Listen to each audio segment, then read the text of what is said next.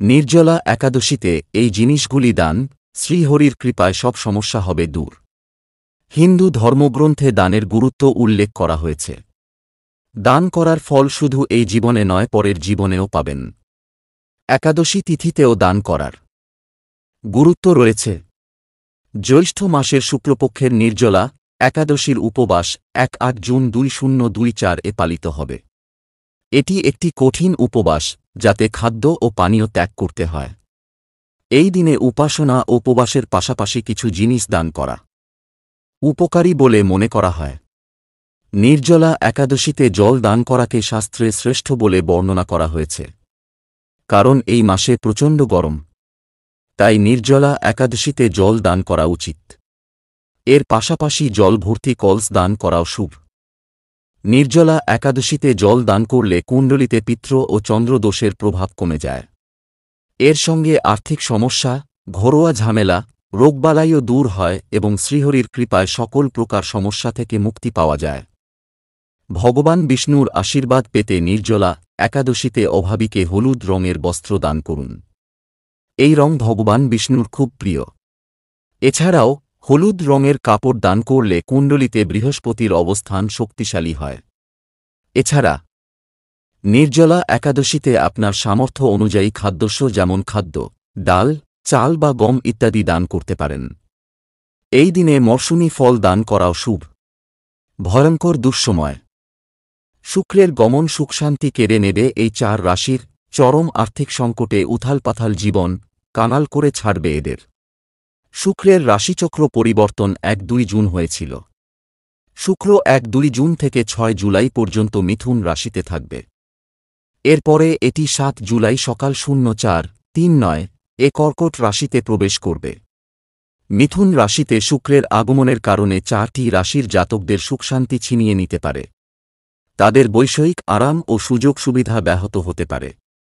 শ্রী কাল্লাজি বৈদিক বিশ্ববিদ্যালয়ের জ্যোতিষ বিভাগের প্রধান মৃত্যুঞ্জয় তিওয়ারি বলেন, শুক্র গ্রহ যখন শুভ প্রভাব দেয়, তখন জীবনে সব ধরনের আরাম ও বিলাসিতা পাওয়া যায়।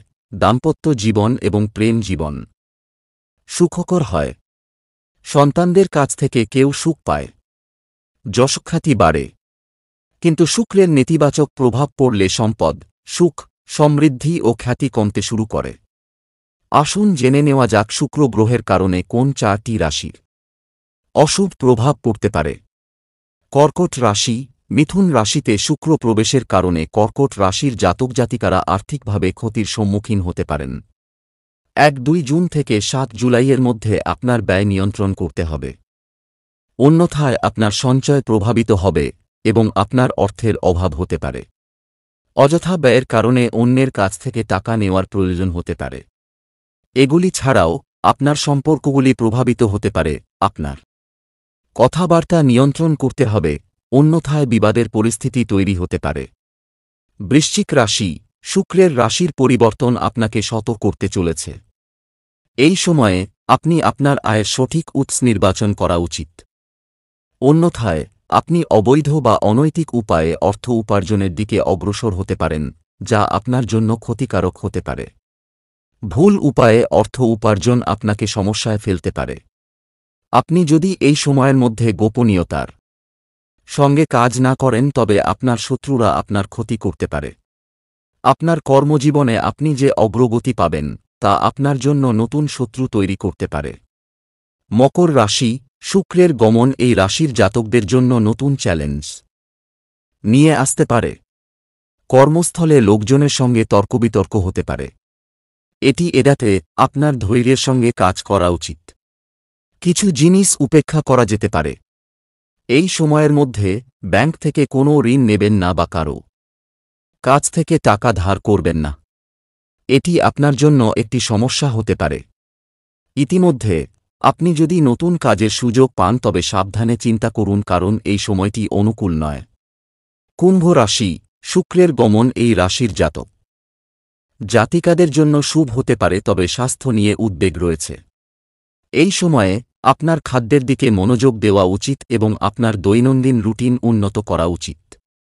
অন্যথায় স্বাস্থ্য সংক্রান্ত সমস্যা আপনাকে সমস্যায় ফেলতে পারে। কোনো সমস্যা হলে ডাক্তারের পরামর্শ নিন, নিজে থেকে ওষুধ খাবেন না। তো এই ছিল আজকের নির্জলা একাদশী নিয়ে একটি মূল্যবান ভিডিও এবং রাশিফল। যদি ভিডিওটি আপনাদের ভালো লেগে থাকে তাহলে অবশ্যই একটি লাইক করবেন এবং এই ধরনের নিত্য নতুন ভিডিও প্রায়ই দেখার জন্য আমাদের চ্যানেলটি সাবস্ক্রাইব করে আমাদের সঙ্গে থাকবেন। ধন্যবাদ।